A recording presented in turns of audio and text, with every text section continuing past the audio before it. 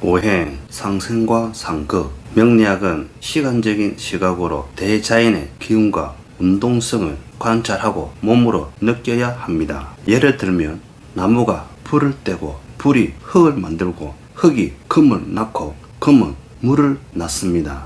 상생과 상극이란 글자 그대로 서로 돕고 서로 싸우는 것입니다. 상생과 상극을 쉽게 예를 들어보겠습니다.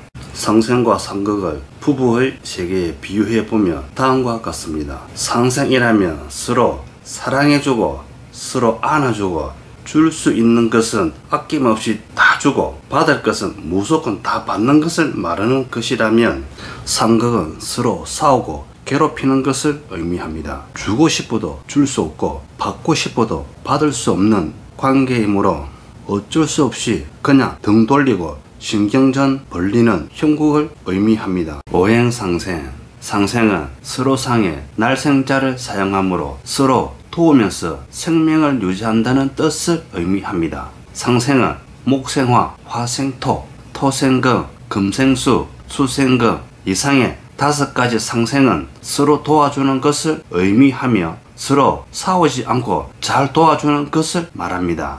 목에서 시작한 상생은 다시 목으로 돌아오는 순환하는 이치입니다. 계속적으로 반복되면서 서로 도우면서 서로 생하여 줍니다. 봄이 시작하여 끝이 나면 여름이 오고, 여름이 시작하여 끝이 나면 가을이 오고, 가을이 시작하여 끝이 나면 겨울이 오고, 겨울이 시작하여 끝이 나면 봄이 옵니다. 계절은 끊임없이 순환하는 것입니다. 상생관계, 목생화. 나무가 있어야 불을 피우고 자신을 태워 불을 살린다. 화생토. 불이 타고난 죄는 흙이나 그림이 되고, 아무리 좋은 땅이라도 태양이 있어야 땅이 썩지 않는 자연의 이치이다. 토생금. 흙 속에는 철분이 있어야만 땅 속에 광석이나 안반이 있다. 금생수. 흙 속에는 바위나 금속 그리고 안반이 있어야 물을 저장할 수 있다. 수생모.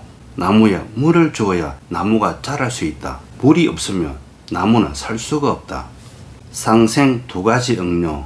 도움을 주는 경우 그리고 도움을 받는 경우는 다음과 같습니다. 목이 생한 오행은 화이며 목을 생한 오행은 수이다. 화가 생한 오행은 토이며 화를 생한 오행은 목이다. 토가 생한 오행은 금이며 토를 생한 오행은 화이다. 금이 생하는 오행은 수이며 금을 생하는 오행은 토이다. 수가 생하는 오행은 목이며 수를 생하는 오행은 금이다. 수가 생하는 오행은 목이며 수를 생하는 오행은 금이다. 오행상극. 상극은 서로상에 이길 극자를 사용하므로 괴롭히고 싸운다는 뜻을 의미합니다. 상극은 오행의 5가지 기운이 서로 간다는 것을 의미합니다. 상극은 목극토, 토극수, 수극화, 화극금, 금극목 이상의 5가지 상극은 서로 싸우는 것을 말합니다. 상극은 서로 공격하고 피해를 주는 것을 의미합니다. 목에서 시작한 상극은 다시 목으로 돌아오는 순환하는 이치입니다. 계속적으로 반복되면서 서로 극하면서 서로 극하여 줍니다. 상극관계. 목극토. 나무는 흙을 파고 흙에 뿌리를 내려 흙의 영양분을 흡수해서 성장한다. 토극수. 흙은 흐르는 물을 가로막고 흙은 뚝이 되어 저수지나 호수, 연못도 흙으로 메운다. 수극화. 물은 불을 끄고 열기를 식혀버린다. 화극금.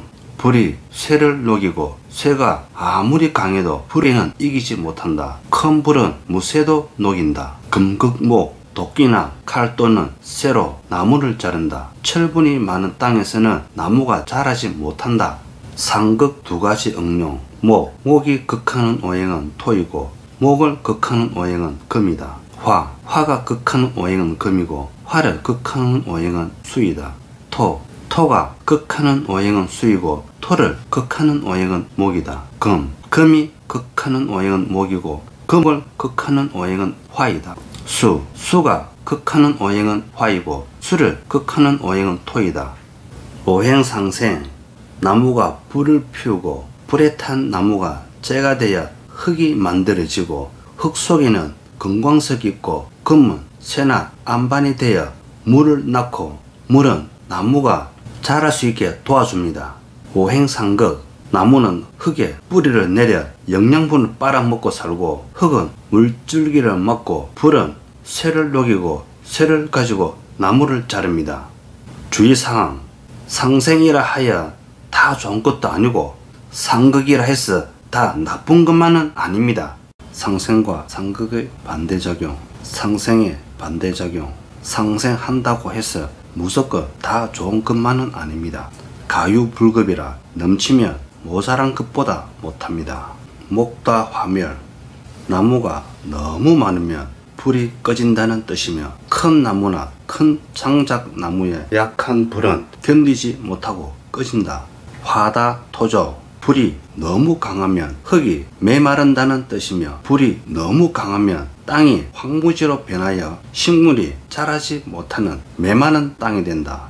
토다 금매, 흙이 너무 많으면 금이 묻혀 버린다는 뜻이며 흙 속에 있는 금광석을 사용할 수 없다. 금다 수탁, 새가 너무 많으면 물이 흐려진다는 뜻이며 바위나 쇠가 너무 크고 넓으면 바위 밑에 있는 물은 사용이 불가능하다. 수다 목부, 물이 너무 많으면 나무가 물 위에 뜬다는 뜻이며 겨울나무에 물을 너무 많이 주면 나무는 결국에는 썩어 죽고 만다.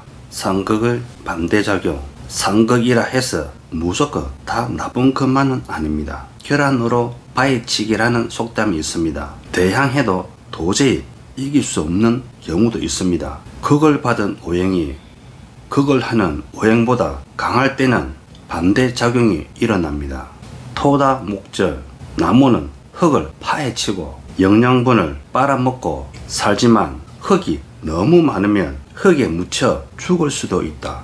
수다 토류, 물이 너무 많으면 뚝이 무너지고 작은 흙으로 범람하는 물을 잡을 수 없고 홍수를 막을 수 없다.